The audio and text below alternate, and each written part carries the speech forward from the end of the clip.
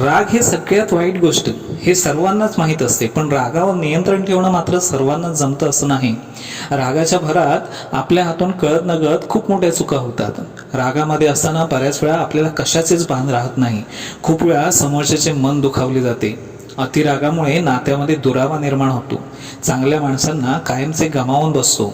रागामुळे मन शांती बिघडते. कोणतेही काम नीट होत नाही.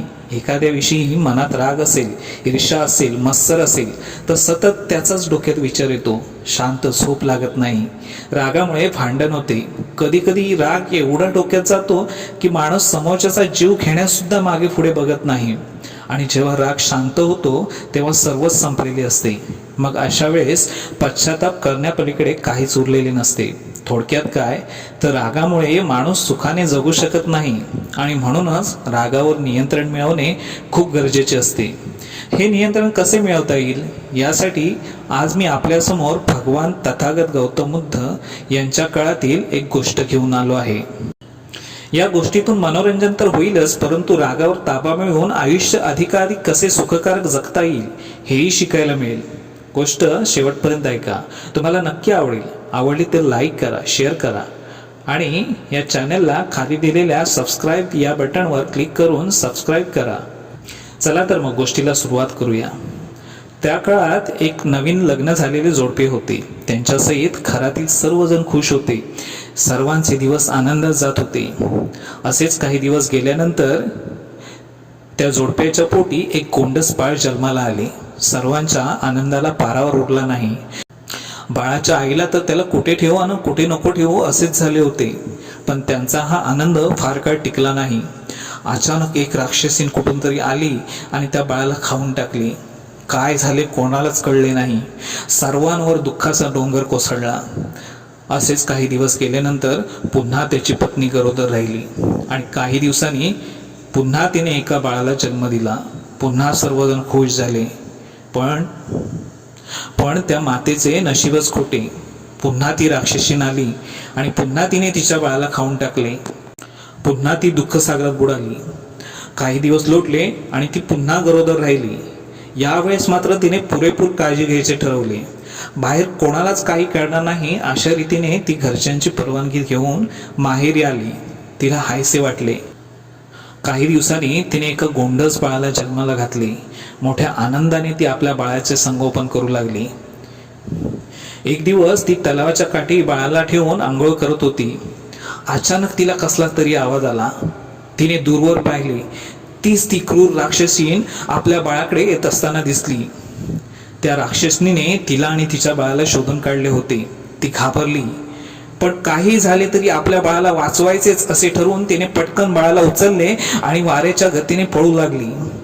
आपल्याला फसवून ही इकडे आली काय, बघते तुला तुझ्या आणि तुझ्या बाळाला कोण वाचवते ते, अशा सोडाच्या भावनेने ती राक्षसीन तिचा पाठलाग करू लागली. जीवाच्या अंकाताने वाट मिळेल तिकडे ती आपल्या बाळाला घेऊन पळत होती आणि राक्षसीनेही तितक्याच वेगाने तिचा पाठलाग करत होती. पळता पळता ती भगवान तथागत गौतम बुद्धांचे जिथे प्रवचन चालले होते तिथे येऊन पोचली.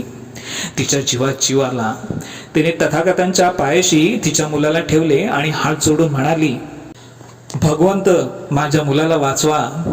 तिचा पाठलाग करत ती राक्षसनी तिथे येऊन पोचली होती.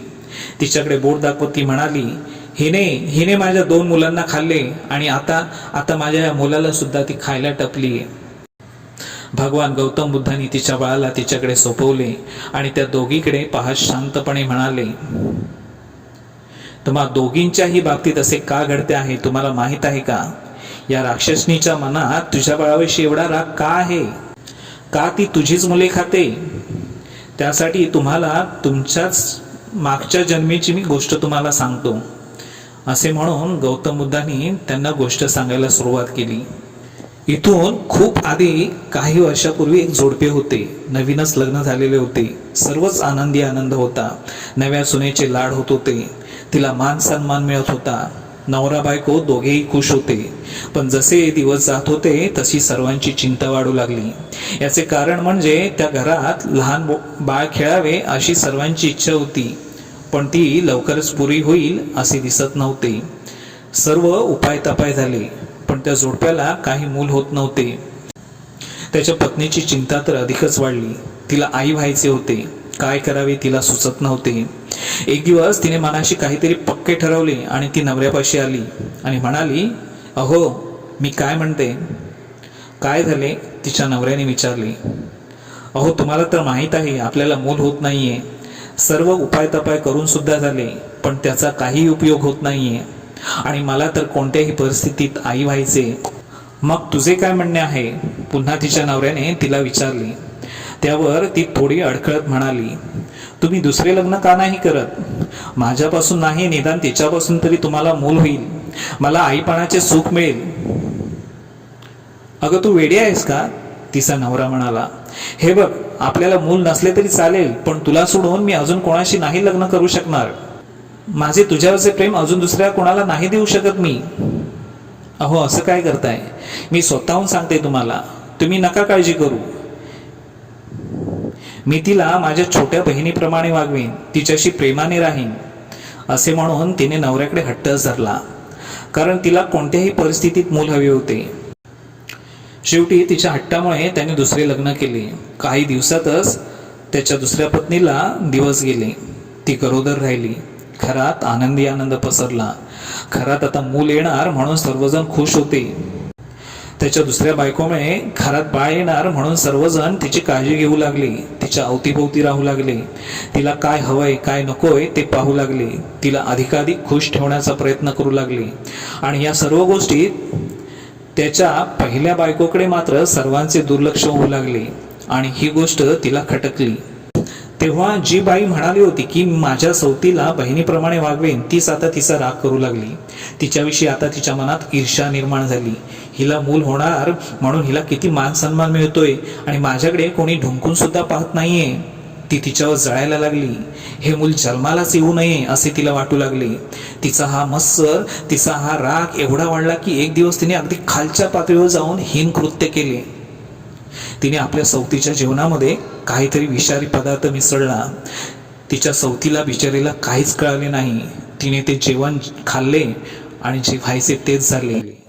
त्या विषारी जेवणामुळे तिचा गर्भपात झाला आणि सर्वांवर दुःखाचा डोंगर कोसळला. ही मात्र मनातल्या मनात खुश झाली, पण तिचा हा आनंद फार काळ टिकला नाही. काही दिवसांनी त्याची दुसरी बायको पुन्हा गरोदर राहिली. सर्वजण खुश झाले, परंतु हिला मात्र पुन्हा काळजीने घेरले. रागाने ती पुन्हा पेटली आणि तिने तेच केले जे आधी केले होते आणि पुन्हा तिने तिच्या सौतीच्या मुलाला पाडून टाकले. काय होते कोणालाच काही कळत नव्हते. घरात आलेला आनंद फार काळ टिकत नव्हता.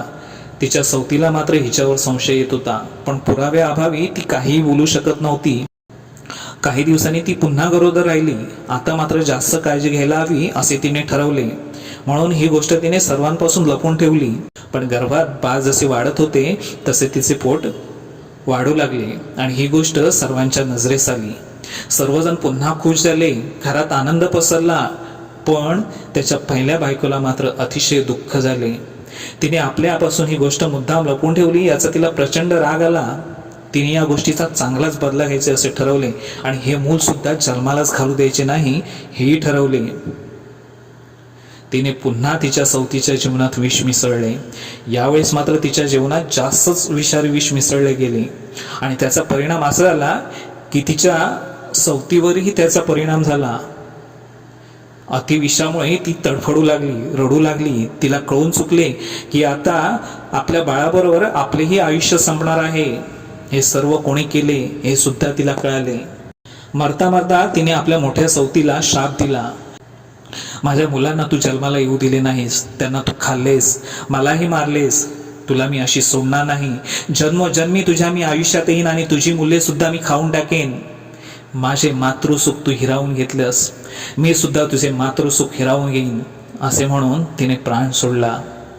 आणि तिथूनच या दोघींची एकमेकांचा राग, एकमेकांचा द्वेष, एकमेकांचा बदला ही मालिका त्यांच्या प्रत्येक जन्मात सुरू झाली.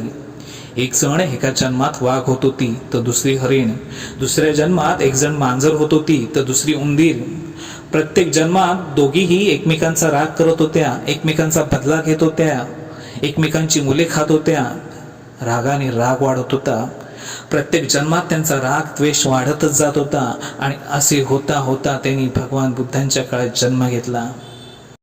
आधीच्या जन्मात ज्या बाईला मूल होत नव्हते ती आता या जन्मात गर्भवती झाली होती आणि जी आधीच्या जन्मात गरोदर राहत होती ती आता या जन्मात राक्षसीन झाली होती. म्हणजेच त्या दोघींचा त्यांच्या पहिल्या जन्मापासूनचा रागाचा सूडभावनेचा प्रवास जन्मोजन्मी चालत आला होता आणि याही जन्मात तेच झाले होते.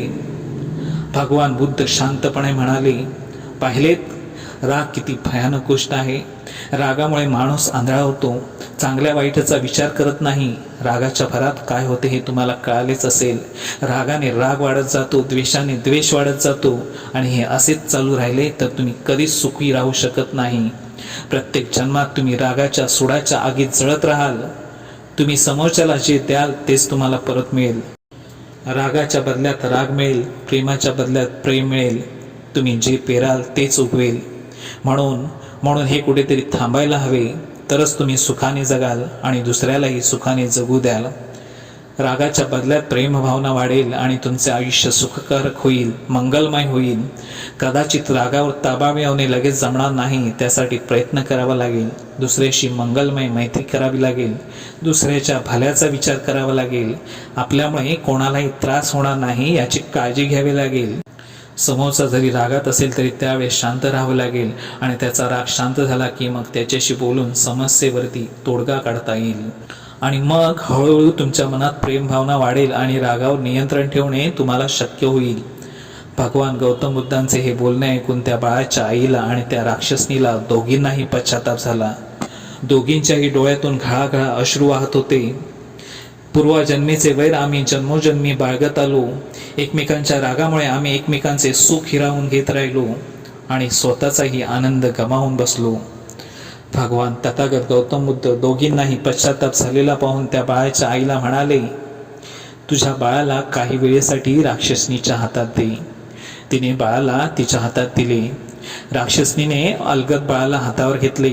डबडबलेल्या डोळ्यांनी तिच्या बाळाला गोंजारले, प्रेमाने हात फिरवला आणि परत त्या बाळाला तिच्या आईच्या स्वाधीन केले आणि ती तिथून निघून गेली. धन्यवाद.